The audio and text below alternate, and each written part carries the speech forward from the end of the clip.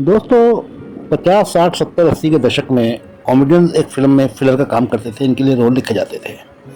शुरुआत हुई कॉमेडियन रोलों की। गोप, आगा, याकूब, मोतीलाल जी तो खैर डाइवर्सिफाई एक्टर थे, लेकिन जब उनकी कॉमिक टाइम में लोग देखते थे तो आश्चर्यचकित हो जाते थे। इस तरह से एक लेडी कॉमेडियन भी थी, मीना शोरी। उन्होंने दर्जनों फिल्मों में काम किया बॉलीवुड में, किंतु उन्हें शोहरत मिली फिल्म थी एक थी लड़की।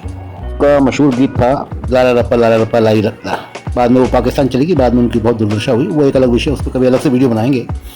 बाकी मैं इंडिया के उन टॉप कॉमेडियंस की वीडियो बना रहा हूँ जिनको हम देखते आए हैं बचपन से ही, जिनमें किशोर कुमार, याकूब और महमूद, जॉनी वॉकर साहब, और उसके अलावा जगदीप असरानी और कादर खान साहब थे। इनकी मैं वीडियो बना चुका हूँ। बाकी आज पेंटर जी पर मैं थोड़ा वीडियो बनाना चाहता हूँ। कृपया वीडियो को आखिर तक देखिए। इनके बारे में सारा जीवन परिचय देने की कोशिश करूँगा। सामग्री ज़्यादातर मैं IMDb और विकिपीडिया से लेने की कोशिश करता हूँ। बाकी वेबसाइट पर तो जानकारी थोड़ी भ्रामक मिलती है कभी कभी। दोस्तों, मेरा नाम है दीपक कुमार देतवाल। आपका फिल्मोग्राफी एंड सोशल ट्रस्ट में बहुत बहुत स्वागत है। Thank you very much. Kindly subscribe, like my video, my channel. दोस्तों, मेरा नाम है Deepak Kumar Detwal. Filmography and social trust में आपका स्वागत है। दोस्तों, जल्दबाजी में दो नाम लेना भूल गया। ओम प्रकाश जी बहुत बढ़िया कॉमेडियन थे, चलते अभिनेता थे। उत्पल दत्त जी, आपने फिल्में देखी होगी उनकी, गोलमाल, रंग बिरंगी आदि। उनके अलावा एक कॉमेडियन जो मैं नाम लेना चाहूँगा, जो कि सबसे पुराने थे, उनका नाम था राधा कृष्णन।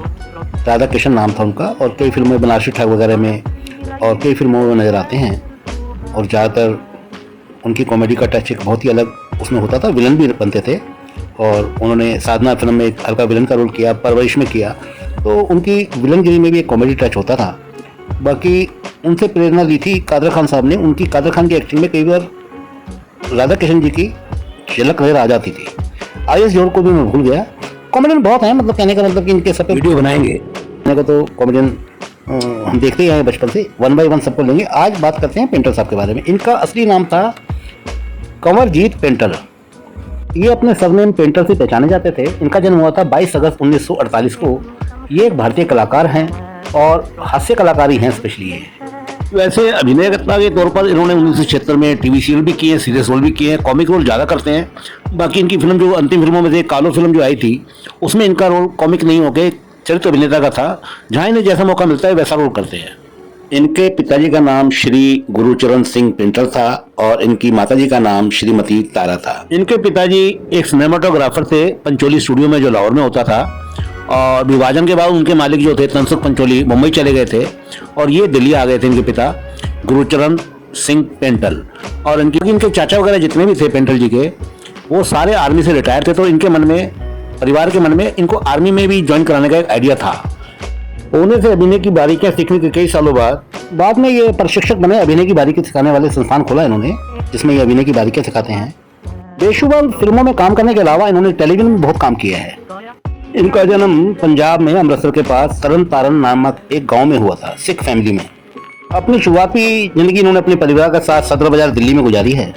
इन्होंने बाकायदा एक्टिंग करने का प्रशिक्षण लिया था film and television institute of India, और 2008 में ये वहाँ के एक्टिंग डिपार्टमेंट के हेड भी थे। 1969 में ये बॉम्बे आए, जिसको आज मुंबई कहा जाता है।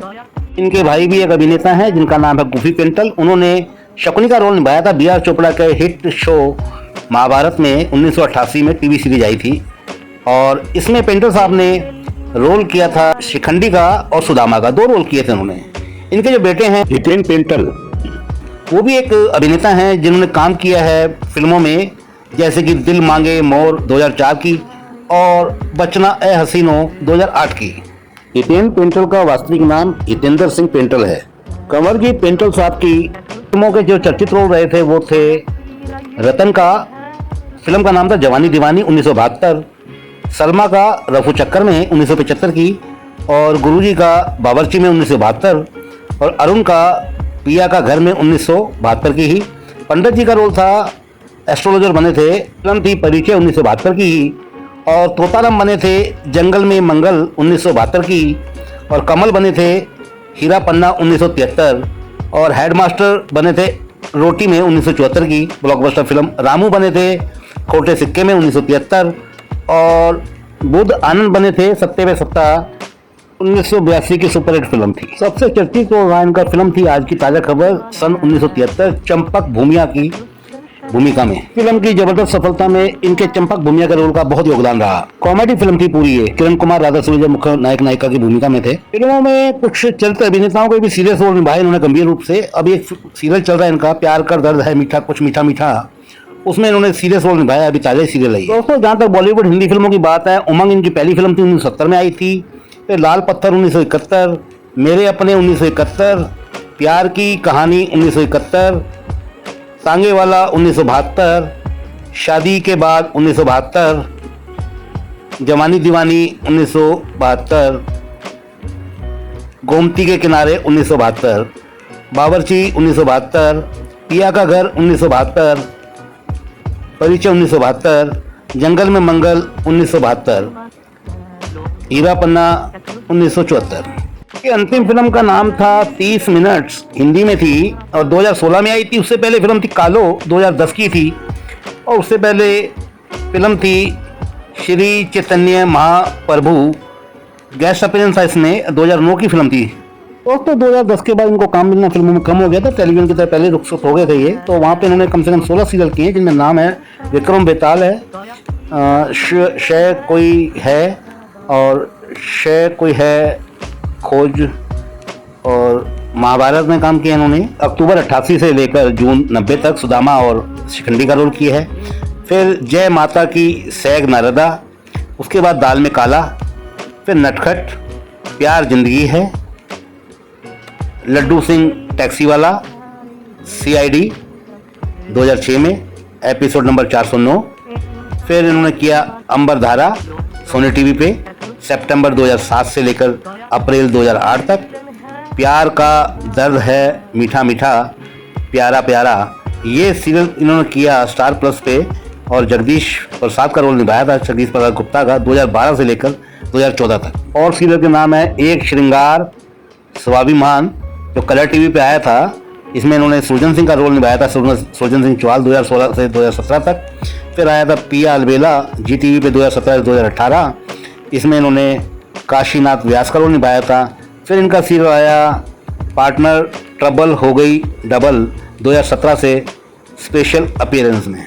फिर आया इनका शक्ति अस्तित्व के एहसास की ऑन कलर टीवी, इसमें इन्होंने बख्श सिंह का रोल निभाया था 2020 में। और कभी कभी इत्तेफाक से ये आया था स्टार प्लस पे, इसमें रोल निभाया इन्होंने चारू दत्त कुलश्रेष्ठा का। दोस्तों 2 अवार्ड मिले थे इनको 1973 में बावर्ची के लिए, Filmfare award for best performance in a comic role. फिर 1978 में यही अवार्ड इन्हें दोबारा मिला चला मुरारी हीरो बनने में, फिल्म में। दोनों अवार्ड इन्होंने जीते थे, नॉमिनेशन को इनको मिला नहीं। दोस्तों बड़े दुखद विषय की बात है कि इनके बारे में विकिपीडिया में इससे ज़्यादा जानकारी उपलब्ध ही नहीं है। अब मैं IMDb पे जाकर वहाँ सर्च करता हूँ, उनकी थोड़ी फिल्मोग्राफी जानने की कोशिश करता हूँ। और इनकी जो चर्चित फिल्में हैं, बावर्ची 1972 के अलावा बेशक है 1981 की, और एक फिल्म है दिल दीवाना 1974 की। लगभग 300 के करीब फिल्मों में उन्होंने काम किया है। IMDb के मुताबिक 288 फिल्मों की नाटकों की लिस्ट है इनकी सीरियल्स की, टेलीविजन सीरियल्स की। दोस्तों फिल्मों और टेलीविजन सीरियल्स में अभिनय के अलावा निर्देशन और लेखन का काम इन्होंने किया था। बनाए गए नसीब अपना एक शॉर्ट फिल्म थी 2008 में 39 मिनट की, जिसमें उन्होंने अपना खुद का ही किरदार निभाया था और कुछ नए कलाकार लिए थे। की रिलीज डेट थी 26 जुलाई 2008 और लैंग्वेज इसकी हिंदी थी। और इसको लोकेशन जो थी इसकी film and television institute of India Pune का, और बॉक्स ऑफिस की जहाँ तक हिसाब है इसका बजट था $20,000। दोस्तों इसमें film and television institute of India Pune के ही कुछ छात्र छात्राओं ने अभिनय किया था, जिनके नाम राजू वेस्ट, शाश्वत दीप, मोनिका गुप्ता, भारतेंदु कश्यप, गणेश कुमार, सुनैना शुक्ला और गुंजन सिन्हा, सुनील उपाध्याय, अजय यादव। दोस्तों इन्होंने 2 पंजाबी फिल्मों में गाने भी गाए थे, जिनके नाम थे 1987 की फिल्म जाग पंजाबी शेरा और दूसरी फिल्म थी खून खराबा 1980 की। और पेंटर साहब का जब फिल्मों में प्रवेश हुआ तो उस वक्त वह दौर इतना कठिन था, इतनी तपस्या, इतने संघर्ष के बाद फिल्मों में शुरुआत मिलती थी कि इसका जवाब ही नहीं था उस वक्त। भारत के विभाजन का इनके पिता के काम पर बहुत गहरा असर पड़ा और फिल्म इंडस्ट्री से जुड़े होने के बावजूद वो अपना प्रभाव नहीं छोड़ पाए और वह दिल्ली आ गए सदर बाजार। वहाँ पर इनके पिताजी ने वैसे कोशिश की, मुंबई गए ये तनसुख पंचोली से मिलने, मगर वहाँ जाके इन्हें पता चला कि उनका देहांत हो गया है। उसके बाद इनका वो काम चौपट ही हो गया। जो पंचोली स्टूडियो होता था, आर्ट स्टूडियो, केवल एक ही होता था लाहौर में और पूरी फिल्म का काम वहीं होता था। उसमें अच्छा काम मिल जाता था इनके पिता को, पेंटर के पिताजी को। तो गुरु श्री चरण सिंह पेंटर का मन बहुत दुखी हो गया क्योंकि इनका काम सारा उजड़ गया था। ये फिर वापस दिल्ली आ गए थे। काम की तलाश में मुंबई में रुके मगर उन्हें काम नहीं मिला। दिल्ली के ही सदर बाजार में उन्होंने अपना फोटो स्टूडियो खोल दिया था एक छोटा सा। उन्होंने एक छोटा 8 mm का कैमरा लिया और वो उससे ही छोटी छोटी फिल्में बनाते थे जिसमें पेंटर साहब मॉडल के तौर पे काम करते थे जब वह बहुत छोटी उम्र के थे। स्कूलों में पेंटर साहब नाटकों में हिस्सा लिया करते थे और उनकी बचपन से ही पायलट बनने की बड़ी इच्छा थी। यह डिफेंस में जाकर देश की सेवा करना चाहते थे, पायलट बनना चाहते थे। इन्होंने एनडीए का एग्ज़ाम दिया, लेकिन इनके पिताजी जो पहले फिल्म इंडस्ट्री से जुड़े हुए थे पंचोली आर्ट से, उन्होंने इनको सलाह दी कि पुणे में एक इंस्टीट्यूट है जिसको FTII कहा जाता है, film and television institute of India. वहाँ जाके आप शिक्षा प्राप्त कीजिए अभिनय की, उसके बाद आपको काफ़ी काम मिल सकता है। ऐसा विलक्षण संयोग बना कि इनका एनडीए का एग्ज़ाम भी पास हो गया और FTII का भी एग्ज़ाम पास हो गया। अब दुविधा ये आ गई कि ये कहाँ ज्वाइन करें। तो इनकी माताजी ने कहा कि ट्रेनिंग में कुछ लड़के जो हैं घबरा कर वापस आ जाते हैं, ट्रेनिंग में बुरी हालत हो जाती है डिफेंस में, तो क्यों ना आप पुणे में जाके इंस्टीट्यूट ज्वाइन कर लो। इन्होंने अपनी माताजी की सलाह पर और पिता के एडवाइस पर 1967 में FTII में पुणे में एडमिशन ले लिया। अंतिम दाखिले से पहले इनका ऑडिशन टेस्ट हुआ था, वो दिल्ली में हुआ था और वो लिया था मशहूर अभिनेत्री कामिनी कौशल जी ने, जिसमें इन्होंने सफलतापूर्वक अपना दर्जा हासिल कर लिया था। पिताजी जब इनको ट्रेन से पुणे के लिए छोड़ने गए सी ऑफ करने, तो उन्होंने तब भी इनको कहा पेंटर जी को कि आप अभिनय की बारीकियां सीख रहे हो तो इसमें कसर मत छोड़ना। ये बात पेंटर साहब ने जिंदगी भर के लिए अपनी गांठ बांध ली। इनके किंतु कुछ ही दिनों बाद इनके पिता की आर्थिक स्थिति बहुत खराब हो गई थी। पिताजी ने पहले फिल्म इंडस्ट्री से नाता था इनका, वहाँ पे उजड़ गए थे विभाजन के बाद। जो इन्होंने कैमरामैन की दुकान खोली थी वो भी इनकी ख़त्म हो गई और आर्थिक तंगी इतनी आ गई कि अब वो आर्थिक तौर पर पेंटर की हेल्प ना कर पाने के कारण उन्होंने चिट्ठी लिखी पेंटर को कि दुकान बंद कर दी है। और इनकी कहीं नौकरी भी लगी थी पेंटर के पिताजी की, किंतु वो भी नौकरी छूट गई। इन्होंने कहा आप घर वापस आ जाओ, किंतु कहते हैं ना किस्मत एक कदम आगे चलती है।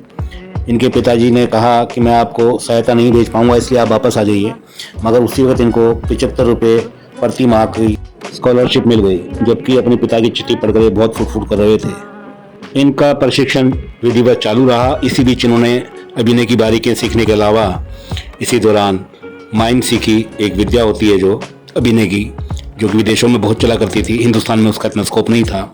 एक प्रोग्राम के दौरान इन्होंने बोला कि मैं माइम करके दिखाता हूँ, तो लोग पहले तो हंसे इन पे, मगर जब इन्होंने दिखाया लोग बड़े प्रभावित हुए, इनका उत्साह बढ़ाया और इनको 50 रुपये प्रति शो का मुकर्रर अनुबंधित कर दिया गया। दोस्तों, ये जानना भी बड़ा दिलचस्प है कि एक इंटरव्यू में जब पेंटर साहब से पूछा गया बहुत सालों बाद कि आपको अपनी कौन सी विद्या सही लगती है, तो उन्होंने कहा कि नाचना, गाना और अभिनय करना तो बहुत सामान्य सी बात है। कहते हैं मेरे संतुष्टि आती है माइम आर्टिस्ट का काम करके, क्योंकि ये फ्रांस के एक बहुत बड़े माइम आर्टिस्ट मार्शल मार्सियो को फॉलो करते थे और उनके शो टीवी वगैरह पे देख के उनको अपना गुरु मान के उनकी नकल करते थे। ये रियाज करते थे, अच्छे माइम आर्टिस्ट थे। इसमें मूक अभिनय से बिना संवाद बोले एक शैली को विकसित करके किसी नाटक का एक पात्र बन के दर्शकों को गुदगुदाना होता है और इसमें भाव भंगिमाओं और शरीर के अंगों का प्रयोग किया जाता है बिना डायलॉग बोले। चार्ली चैपलिन एक बहुत बड़े उदाहरण है, इस कला के पारंगत थे। वो पूरी दुनिया के लिए गुरु हैं वो माइम आर्टिस्ट के तौर पे। FTII पुणे से डिप्लोमा 3 साल का करने के बाद ये सीधे मुंबई पहुंचे और इन्होंने वहाँ पर गुरुदत्त साहब जो कि महान फिल्म मेकर थे, उस वक्त जिंदा नहीं थे, उनके छोटे भाई, सगे छोटे भाई आत्माराम जी से मुलाकात करी, जो कि उस वक्त बहुत बड़े निर्माता निर्देशक थे और अपनी नई फिल्म उमंग के लिए वे नए कलाकार ढूंढ रहे थे जिन्होंने FTII से डिप्लोमा करके आए हों। इनके सहयोगी संघर्षशील कलाकार जो इनके साथ पुणे में ही पढ़ते थे FTII में, असरानी और सुभाष घई भी इसी संघर्ष में इनके साथ थे। उमंग फिल्म का हिस्सा बने सुभाष घई और असरानी भी पेंटर साहब के साथ। अभिनेता के तौर पर ये सुभाष घई, असरानी और पेंटर साहब की शुरुआत की, जिसमें असरानी साहब और पेंटर साहब ने तो अभिनय का क्षेत्र पकड़ लिया, मगर सुभाष घई को निर्देशन की लाइन ज़्यादा पसंद आई। वो निर्देशन की तरफ मुड़ गए, जिन्होंने बाद में काले चंद, विधाता, विश्वनाथ और कई अच्छी फिल्में, सौदागर वगैरह बनाई।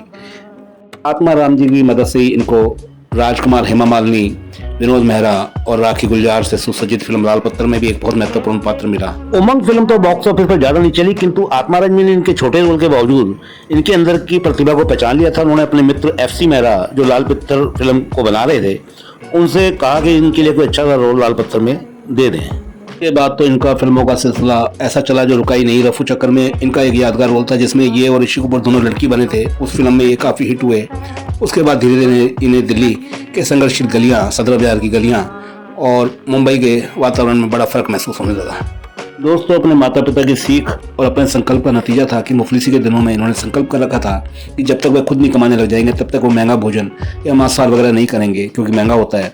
इनके दोस्त वगैरह इनसे काफ़ी कहते थे कि आप भी नॉनवेज खाया करो, अच्छे होटलों में खाना खाया करो, मगर ये मना कर देते थे। रफू चक्कर की शूटिंग के दौरान एक दिलचस्प किस्सा ये हुआ कि ये बाथरूम करने के लिए लेडीज़ टॉयलेट में जा नहीं पाए, क्योंकि कपड़े तो उन्होंने लेडीज़ के पहन रखे थे। जेंट्स में घुसे, वहाँ पे 2 विदेशी लड़के जो लड़कियों की तलाश में घूम रहे थे वो इनके पीछे बढ़ गए। बड़ी मुश्किल से उन्होंने पीछा छुड़वाया, क्योंकि दोनों ही लड़कियों के वेश में बहुत प्यारे लग रहे थे। यह किस्सा बहुत मशहूर हो गया था और पूरे होटल में चर्चा का विषय बन गया था, जिसमें सारी यूनिट ठहरी हुई थी। पेंटर साहब का दुर्भाग्य यह रहा कि इन्होंने किसी कैंप से जुड़ने की कोशिश नहीं की, ना इनके ऊपर किसी का हाथ रहा और ये कोई दोस्त अपना तलाश नहीं कर पाए निर्माता, निर्देशक या कलाकार के तौर पर जाता था। तो जब फिल्मों से इनको कमाई होने लगी तो उन्होंने अपने वालिद साहब को कोई जिंदगी में काम नहीं करने दिया। तो पशुओं की संस्था पेटा वगैरह तो सब बाद में आई जिक्र में। फिल्मी कलाकार अपनी लुभावनी पब्लिसिटी करने के लिए उसके मेंबर बनते हैं, अदनगन सीन खिंचवाते हैं, मगर पेंटर साहब ने उस वक्त अपने निजी धन संग्रह से 55 आवारा कुत्तों को खाना पीना, इलाज सब कुछ मुफ्त और रहने की जगह उपलब्ध कराई, जो कि अपने आप में एक अनूठी तरह की समाज सेवा थी जो पेंटर साहब ही कर सकते थे, जमीन से जुड़े हुए थे। चाहते थे समाज ने जो उनको दिया है किसी न किसी रूप में ये बेजुबान जानवरों के थ्रू उनको वापस दे सके। दोस्तों, ये बात भी कई लोगों को नहीं पता कि ये एक बहुत अच्छे क्लासिकल डांसर भी हैं। बाकायदा उन्होंने कथक इंडियन क्लासिक डांस की ट्रेनिंग ली है। इनकी गुरु का नाम था मंदा मालिया और ये वेस्टर्न डांस भी बहुत अच्छा करते हैं। वैसे डांसिंग का इनको ये गॉड गिफ्टेड गिफ्ट भी था, ऊपर वाले की देन थी। दोस्तों, हिंदी के अलावा इन्होंने भोजपुरी, बंगाली और पंजाबी फिल्मों में भी अभिनय किया है और थिएटर भी करते हैं। दोस्तों, 25 अक्टूबर 1975 को इनकी शादी हुई थी।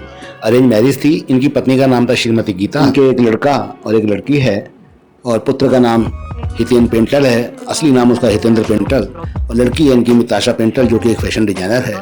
फिल्मों में तो 10-12 साल पहले ही इन्होंने काम करना बंद कर दिया था। रोल इनके मुताबिक नहीं होते थे, काम मिलना बंद भी हो गया था। उम्र भी इनकी अब 75 के आसपास हो गई है। तो अब ये टेलीविजन वगैरह में कोई सीरियल आता है तो उसमें काम कर लेते हैं ज़्यादा कदा। दोस्तों, लड्डू सिंह टैक्सी वाला सीरियल स्टार्ट हुआ था दूरदर्शन पे। पहला सीरियल था टीवी सीरियल, 1976 में आया था। इन्होंने अपने पहले ही सीरियल में काम किया था जो कि दूरदर्शन का भी पहला सीरियल था। दोस्तों, इतनी उम्र होने के बावजूद भी ये यंग लगते हैं और इन पर उम्र का कोई असर नहीं है। ये टेलीविजन में अभी भी सक्रिय हैं, थिएटर में अभी भी सक्रिय हैं। एक दिलचस्प बात का मैं जिक्र करना भूल गया। गूफी पेंटल जी ने पढ़ाई लिखाई में वो मजबूत थे, उन्होंने इंजीनियरिंग की थी। उसके बाद वो आर्मी में चले गए थे, किंतु जब उन्होंने अपने छोटे भाई की सफलता देखी अभिनय के क्षेत्र में तो आर्मी छोड़कर उन्होंने भी अभिनय क्षेत्र को अपना लिया था। और बाद में तो उन्होंने क्या क्या रोल किया आपको पता ही है। महाभारत में तो वो बहुत प्रसिद्धि के शिखर पर थे और अभिनय के अलावा उन्होंने और क्षेत्रों में भी महाभारत में योगदान दिया था। और इस तरह से पेंटर साहब के जीवन के सफरनामे का मैं समापन करता हूँ।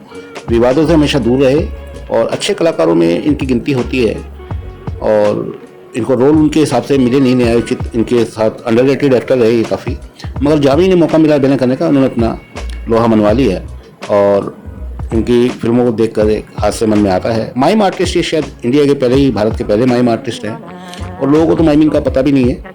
इस कला का जो शब्द है माइम, ये ग्रीक वर्ड से लिया गया है और ये बाहर के देशों में, यूरोपियन देशों में, ब्रिटेन में ये ज़्यादा चलती है कला और ये इसके बड़े तगड़े विशेषज्ञ हैं। टीवी पे कई बार इनके शो आते थे तो हमें तो पता नहीं होता था ये माइम क्या होता है, मगर हमने जब देखा तो अच्छा लगा।